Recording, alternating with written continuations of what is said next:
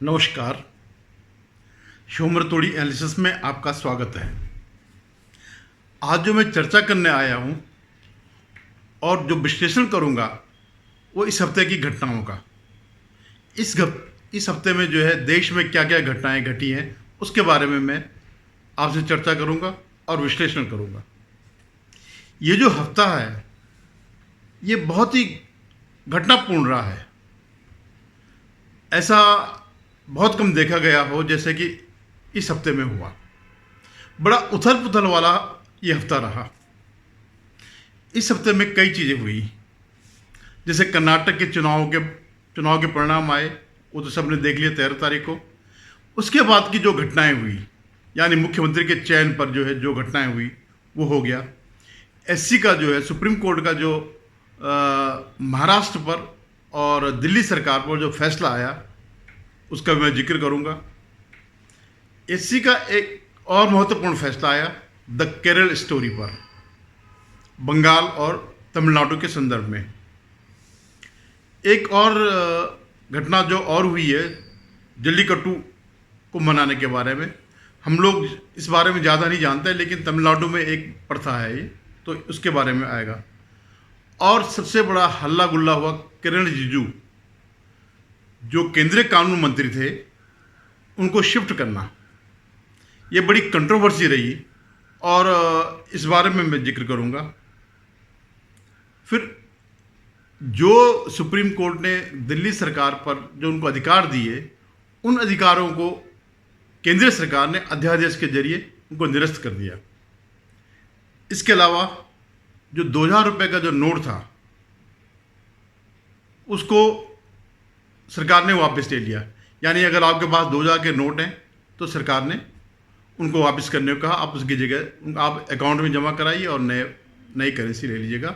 2000 के नोट जो है 30 सितंबर तक ही ये प्रचलन में रहेंगे।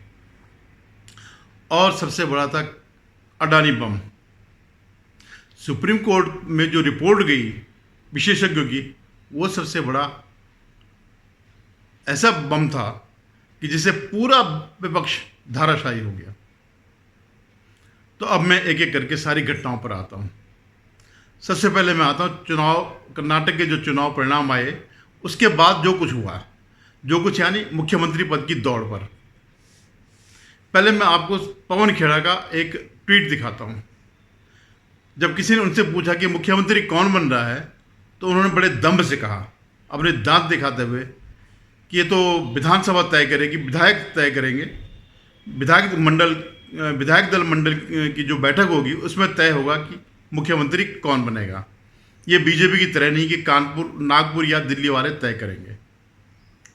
ये पवन खेड़ा के बयान थे।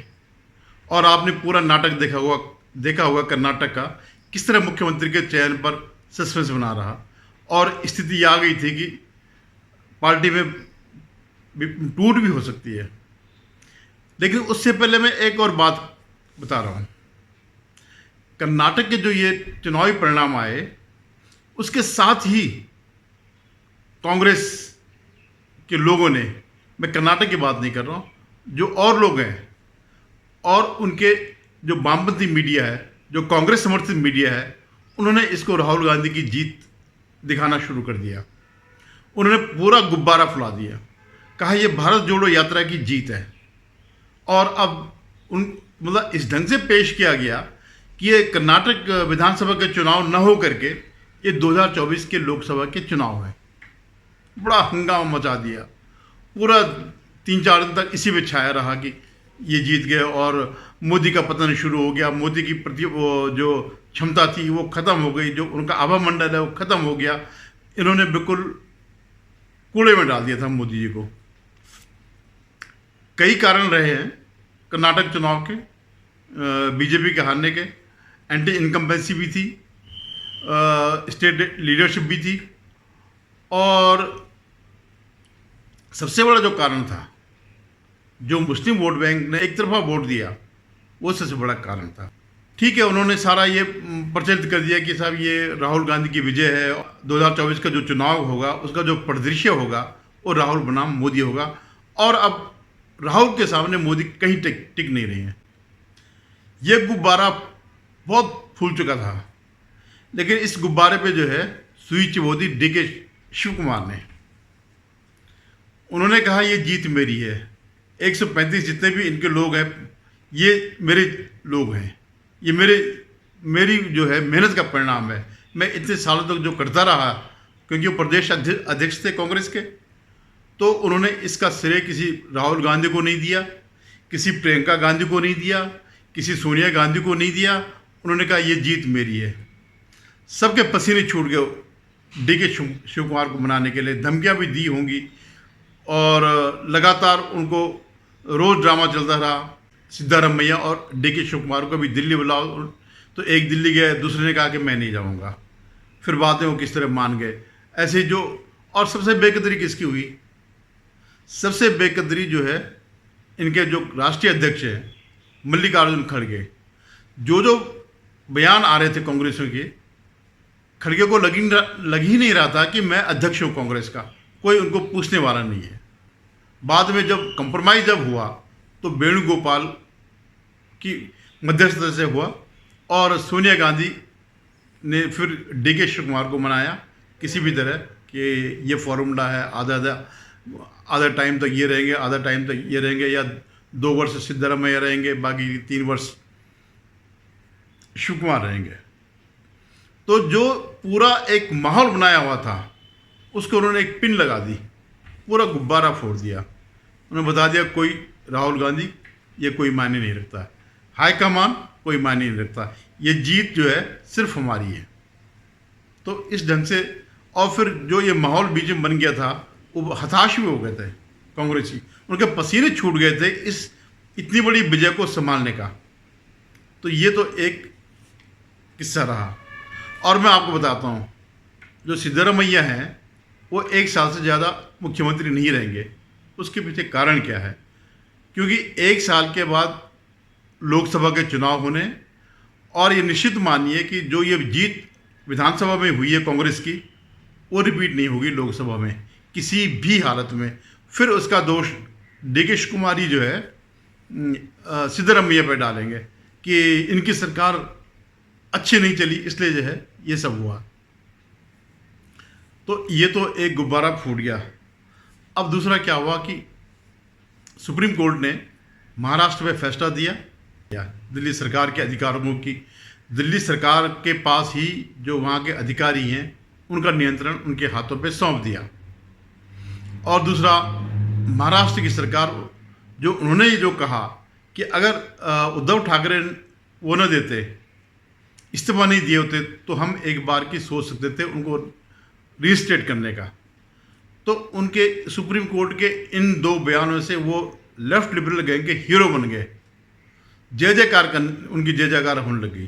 पूरा सोशल मीडिया में जो है कि ये तो लोकतंत्र के रक्षक हैं, न्यायपालिका के रक्षक हैं, पता नहीं कितनी कितनी उपमाएं दी गई। लेकिन इसके बाद क्या हुआ ये मैं आगे बताऊंगा। इसके बाद क्या हुआ कि उसी सुप्रीम कोर्ट ने द केरल स्टोरी जो पिक्चर है, जो लव जिहाद पर जो बनी हुई है और जो बड़ी हिट हो रही है, तो 2 राज्यों ने उसको अपने यहाँ स्क्रीनिंग करने से मना कर दिया। एक तो पश्चिम बंगाल सरकार ने और दूसरा तमिलनाडु सरकार ने।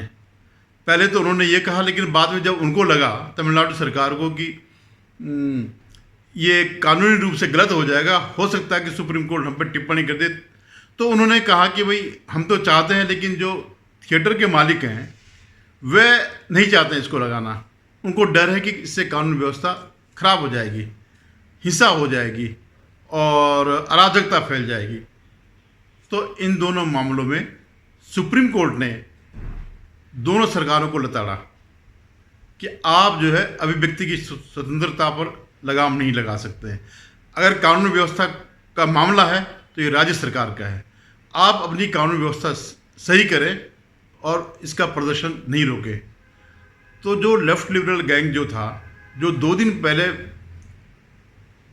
इनको भगवान मान रहा था, सुप्रीम कोर्ट को पूरे हीरो मान रहा था, अगर आप सोशल मीडिया में देखें तो इतनी प्रशंसा हो रही थी कि जैसे पूरी डेमोक्रेसी के सेवर ये हो गए। तो बड़े हताश हो गए।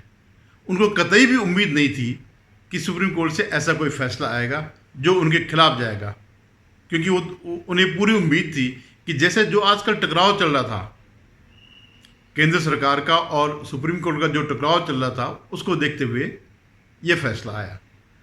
अच्छा, अब फिर एक और छोटा सा और भी है।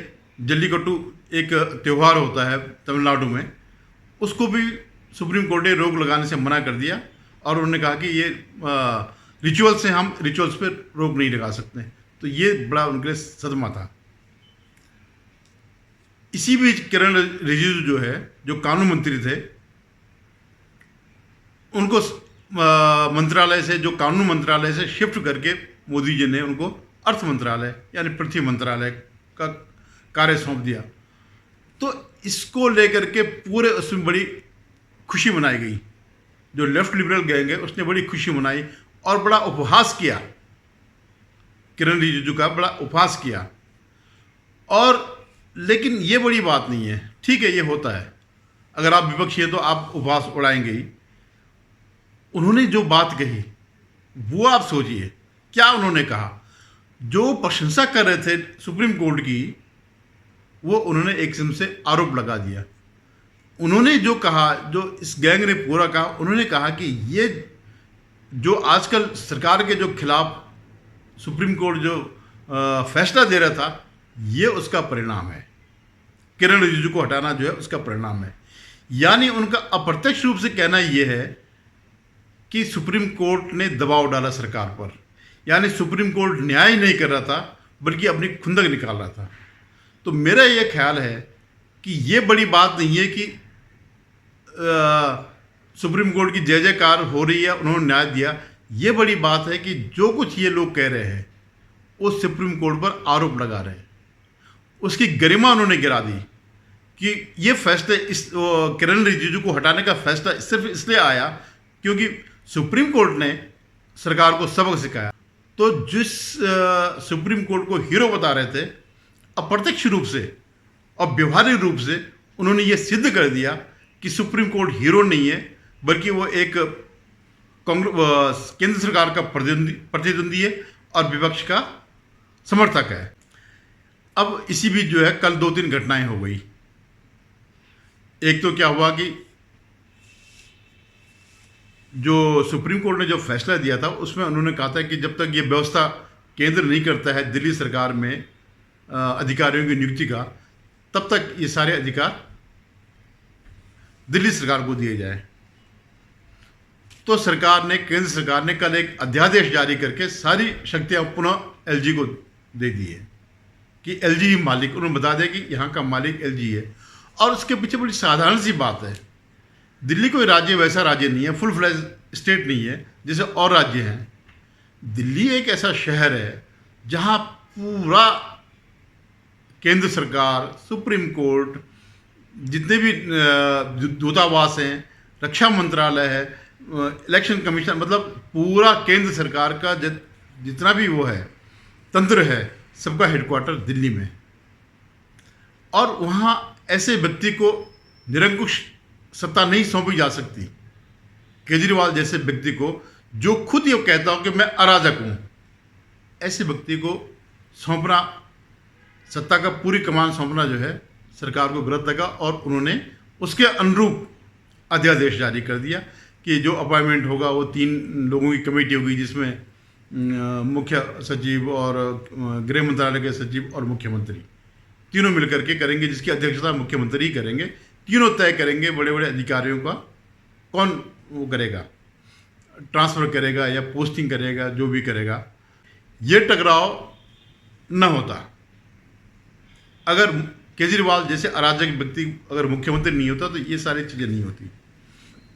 मैंने पहले भी एक वीडियो में कहा था, जब ये सुप्रीम कोर्ट का फैसला आया था, कि ये जो है राज्य से एमसीडी की ओर का रास्ता जा रहा है। या तो सरकार इसमें संशोधन करे या फिर अल्टीमेटली ये फिर एमसीडी बन जाएगा, इसका राज्य का दर्जा खत्म हो जाएगा। हालांकि मुझे उम्मीद थी कि ये बाद में होगा, लेकिन ये तुरंत हो गया, बड़ी जल्दी हो गया। इसके बाद जो है, जो कल ही की जो घटना है कि जो 2000 रुपये के जो नोट पिछली बार चलन में लाए गए थे जब नोटबंदी हुई थी, उनको सरकार ने वापस ले लिया। इस पर बड़ी आलोचना हो रही है कि सरकार ने जो है, मोदी जी ने 6-7 साल भी अपने जो नोट थे वो नहीं चला पाए, उनको वापस लेना पड़ा। और इस बीच जब तक ये अध्यादेश नहीं आया था वापसी का, तब तक ये कहा गया था कि मोदी जी ने लोगों को, जो जमाखोर हैं, उनको एक मौका दे दिया दोबारा जो है बड़े नोटों के हिसाब से कि आप जमाखोरी कर लो, आप ब्लैक मनी को जो है इकट्ठा कर लो। मैंने तब भी किसी पोस्ट में कहा था कि आप जो ये सोच रहे हैं कि 2000 के नोट से हम अपना काला धन जमा करेंगे, इन पे मार पड़ेगी और चुनावी वर्ष में ये नोट बंद हो जाएंगे। और ये सचमुच यही हो गया। अब जिन्होंने सचमुच जमाखोरी करी हुई, जिन्होंने काला धन जमा किया होगा नोटों के जरिए, उनके लिए अब बड़ी समस्या सामने आ गई। लेकिन जिन जिन पर ये मार पड़ी, आपने देखा होगा कहाँ मिलते हैं। वेस्ट बंगाल में आपने देखा क्या जखीरा 2000 नोटों का पाया गया। अभी कल ही राजस्थान में सूचना विभाग के या जो है तहखाने में करोड़ों रुपए के नोट मिले। जब भी जब भी ये पकड़े जाते हैं तो नेताओं के पास से पकड़े जाते हैं, चुनावों के वक्त ही पकड़े जाते हैं, या सीबीआई और उसकी रेड में पकड़े जाते हैं, ईडी की रेड में पकड़े जाते हैं। तो जितने भी नोट ये हैं, इनका हर एक को हिसाब देना पड़ेगा, और जो हिसाब नहीं देगा वो उस पर कुंडली मार के बैठ जाएगा। वो कहेगा जैसे मेरा काला धन आया वैसे इसको जाने दो। तो ये एक बहुत बड़ा कदम है, और इसका फिर 2024 के चुनाव में बहुत फ़र्क पड़ेगा। तो इन्होंने ये इशू बनाना और जनता ने खुश होना कि देखिए यही लोग चिल्ला रहे हैं जिनके पास काला धन है, हमारे पास तो है नहीं, ये इशू बनेगा। अब मैं आता हूँ असली उस पर, अडानी बम पे। आपने देखा होगा कि पिछले 7-8 महीने से अडानी अडानी अडानी करके जो है एक कहानी तैयार की गई, एक पूरा ताना बाना बुना गया मोदी जी के खिलाफ। अडानी को एक मुहूर्त बना करके जाकर के इन्होंने हिंडनबर्ग से रिपोर्ट एक छपवाई। और आप तो जानते ही हैं कि इनके देश में कम संबंध है, विदेशों में ज़्यादा संबंध है। अभी फिर राहुल गांधी अमेरिका यात्रा पे चले गए या जा रहे हैं या जाने वाले हैं, कुछ भी है। ऐसे ही अमेरिका जब ब्रिटेन में जाते हैं तो कुछ ना कुछ पंगा करके आते हैं। इनके न्यूयॉर्क टाइम्स हो गया, वाशिंगटन पोस्ट हो गया, गार्जियन हो गया, ये इनके मुखपत्र हैं विदेशों में, जो इस सरकार के खिलाफ और हिंदुओं के खिलाफ लगातार प्रचार करते हैं, जिनमें कोई तथ्य नहीं होता। और लिखने वाले कौन होते? यही कि राणा अयूब होगी या वरदराजन होगा, अशोक श्वाइन एक करके स्वीडन में है, वो उसका मैं भी आर्टिकल देख रहा हूँ, वो भी न्यूयॉर्क टाइम्स से छपा हुआ। तो ये इस ढंग से छपाते हैं। तो ऐसे ही स्टोरी जो है अडानी पर हुई। अडानी को उन्होंने खूब इतने महीने तक संसद नहीं चलने दी, सिर्फ क्या है कि जेपीसी बनाओ। इनको हर एक को पता है कि इस कहानी में कोई दम नहीं है, और वो क्यों नहीं चाहते हैं कि सुप्रीम कोर्ट जांच करे। उनको पता है सुप्रीम कोर्ट अगर जांच करेगा तो तथ्यों के आधार पर करेगा, जो तथ्य है ही नहीं। और जेपीसी से ये फायदा हुआ कि ये कुछ भी बोलते रहेंगे, संसद में आप जो चाहो वो बोल लो, और वो चर्चा में बना रहेगा। दिमाग में लोगों के घुस जाएगा कि हाँ कुछ गलत हो रहा है, मोदी सरकार ने कुछ गलत कर दिया। तो इसलिए जेपीसी चाह रहे थे। इनका इससे कोई संबंध नहीं था कि क्या सचमुच कोई फ्रॉड है। ना एलआईसी डूबी, ना स्टेट बैंक डूबा, हालांकि इनके बहुत कम शेयर थे, बल्कि इन्होंने कमाई हुई है जितना हुआ। तो कल जो प्रिलिमिनरी रिपोर्ट आई, जो सुप्रीम कोर्ट ने एक कमेटी बनाई थी एक्सपर्ट की, जिसमें बड़े बड़े लोग थे, बैंकिंग क्षेत्र के भी थे और शेयर मार्केट से भी रिलेटेड थे। इनकी जब कल रिपोर्ट आई तो उन्होंने कहा हमें कहीं कुछ भी नहीं लगा कि इसमें कुछ गलत है, कुछ गलत हुआ है। तो इनका पूरा विपक्ष का जितना बड़ा गुब्बारा था वो एक झटके में फूट गया। इसी गुब्बारे को ये जो है 2024 में लेकर के उड़ने वाले थे। जैसे राफेल का 2019 से पहले ये राफेल का लेकर के चले थे, लेकिन इन लोगों ने जो कुछ किया, हालांकि वो दुनिया के नंबर 2 से काफ़ी नीचे गिर गए थे। एक बार तो बहुत ज़्यादा गिर गए थे और उनके शेयर बहुत डाउन हो गए थे। लेकिन जैसे जैसे जनता को पता चला ये विपक्ष का फ्रॉड है, राहुल गांधी का फ्रॉड है, वैसे वैसे करके अडानी के शेयर बढ़ते गए। फिर वो स्थिति काफ़ी ऊपर आ गई, उनके शेयर काफ़ी ऊंचे पहुंच गए हैं। लेकिन उस समय जिन लोगों ने इस डर से कि अडानी की कंपनी फेल हो जाएगी, अडानी के साम्राज्य डूब जाएगा, उन्होंने औने पौने दांव में जिस हिसाब से अपने शेयर बेचे, उनको तो लाखों को नुकसान हो गया। अब कौन इसके लिए जिम्मेवार? इसके लिए राहुल गांधी और उसकी कंपनी जिम्मेवार है। मेरा तो ये कहना है कि सुप्रीम कोर्ट सिर्फ इस बात की जांच न करे, इस बात की भी जांच करे कि जो लाखों रुपए जो लोगों के आम इन्वेस्टर्स के डुबाए, उसके जो जिम्मेवार हैं ये लोग, चाहे राहुल गांधी हो, महुआ मोइत्रा हो, प्रशांत भूषण हो, ये जो लेफ्ट लिबरल गैंग के जो मीडिया है, इन सबको जो है दंडित करे, इन पे मुकदमा चलाए और इनको लंबी लंबी सजाएं दे। तो ये बड़ा घटनाक्रम वाला हफ्ता रहा। और अब ये इस टाइप के अभी कुछ और भी घटेंगे। मैंने बार बार ये कहता हूँ कि जब तक 2024 के चुनाव नहीं होते हैं, ऐसे नाटक होते रहेंगे और आप लोग इसको देखिएगा। धन्यवाद। अगर आपको मेरा वीडियो पसंद आया तो इसे लाइक करिएगा, शेयर कीजिएगा और सब्सक्राइब करिएगा। धन्यवाद।